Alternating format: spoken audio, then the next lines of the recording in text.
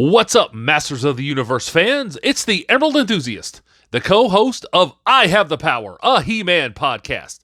Here with a look at the Mattel Masters of the Universe Revelation Masterverse figure of Beastman.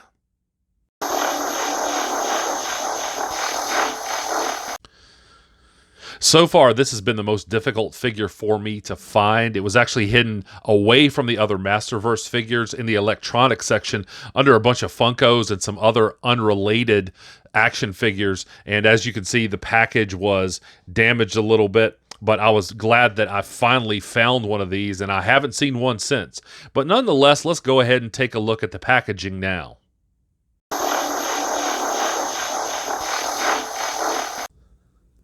Here's a shot of the standard rock wall tray that comes in the package. Here's the figure removed from the outer carding, but still in the inner plastic. And here we see Beastman out of the package and ready to rumble. This is another fine outing by Mattel. There's a lot of exquisite detail to like on this figure, so let's go ahead and take a closer look at those details now.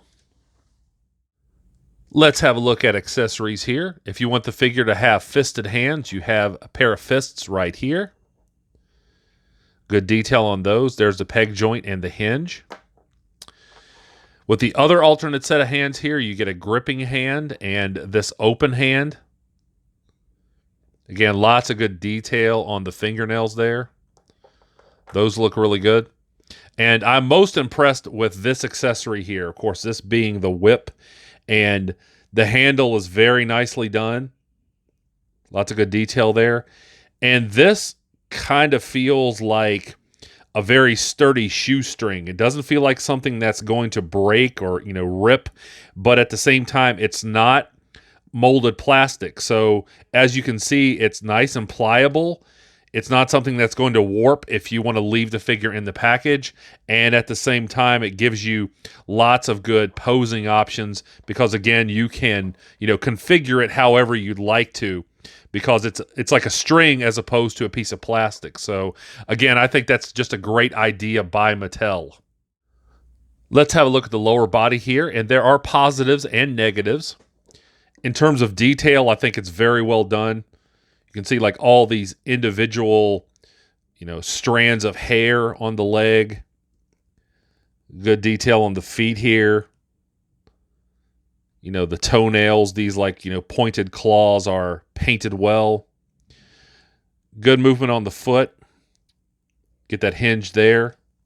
You do get some pivoting here, so that's good. That'll help you put the figure in a sturdy pose. This calf cut here, this doesn't have the same problem that I talked about with the Savage He-Man figure where you have this pronounced bone that looks weird when you swivel this because of all the hair here. This doesn't look as weird when you turn that, so that's good. I like the differentiation in paint back here. That looks really cool. Yeah, I mean that is one of the telltales of a really good high quality figure is that even on the back you get lots of good paint detail, lots of good sculpting. So I certainly appreciate that. Here's the knee joint in action here. You get this hinge. There's how it looks in the back there. You do get this swivel with the upper thigh here, and again because of the hair it doesn't look bad. Now, as far as negatives go, this piece is not as pliable as I would like it. Now, the detail is great. You can see all this texturing here and the fact that it's ripped. It's not just a perfunctory effort here. They actually put some time and effort into making this look like it looked on the show. But it does hinder the articulation a little bit. And I will say that the articulation is already a little suspect here, as far as the hips go, that is.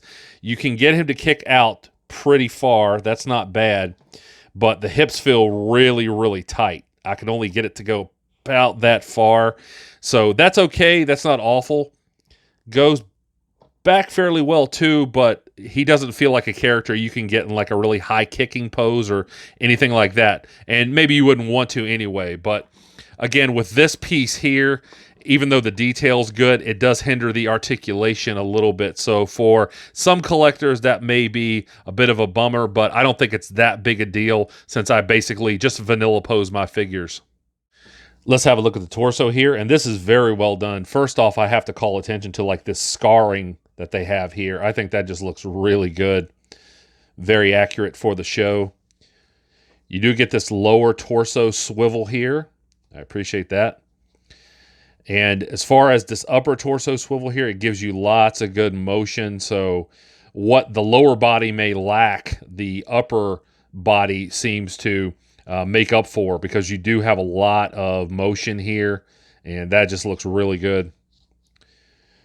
Not as much detail, you know, because as far as like the musculature goes, because he has all this hair. So I think that's the way it should be. Again, you see all this hair that's, you know, all these individual strands that are covering the back here. So I still think that looks really good. I like the differentiation in paint back here. Molding is just outstanding on this figure. So yeah, no complaints as far as the torso goes. I think it's actually better than some of the other Masterverse figures. By the way, I'm collecting this line. I've done a lot of reviews on these so far, and I will continue to do so. So make sure you check those out.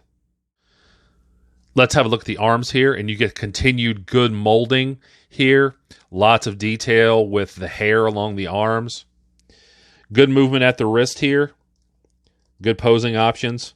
Good paint choices here for the strap around his wrist, as well as this differentiation in color here.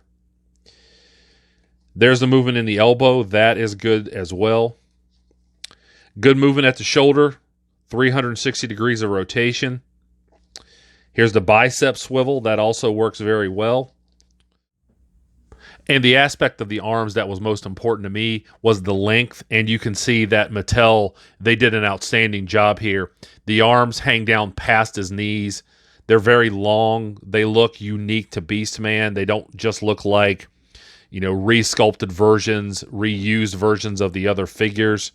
They look the way that Beastman's arms should look. So I certainly appreciate the job that Mattel did there. And perhaps the best aspect of this figure is the head sculpt. And it's really just outstanding. First of all, the eyes don't look lifeless. This is a really great expression. You know, he looks angry, snarling, animalistic. I certainly appreciate that. That's the way the character's supposed to look. And I just kind of assumed with the hair back here and the way that, you know, the trapezius are kind of rolled forward to give him this kind of animal type of look, that there'd be some hindrance to the articulation, and that really isn't the case. You get a lot of just great articulation with this head. You can get him to look up somewhat, get him to look down.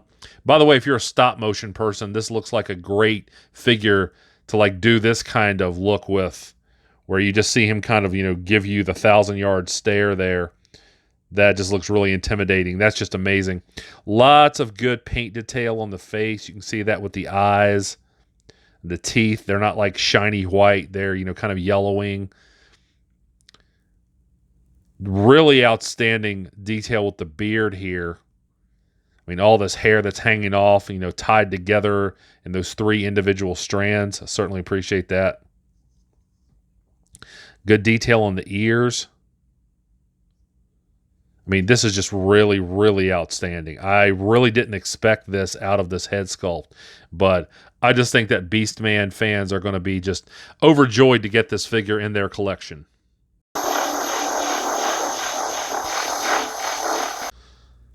I certainly hope you have enjoyed this review. If so, please like, subscribe, and tell a friend to do the same. Stay tuned at the end of the video for some articulation shots, and also remember to catch me on the Multiverse Musings vidcast, available right here on YouTube. And I'll be back to the internet with more Masters of the Universe related content soon. But until we meet again, this has been the Emerald Enthusiast, and thanks for watching.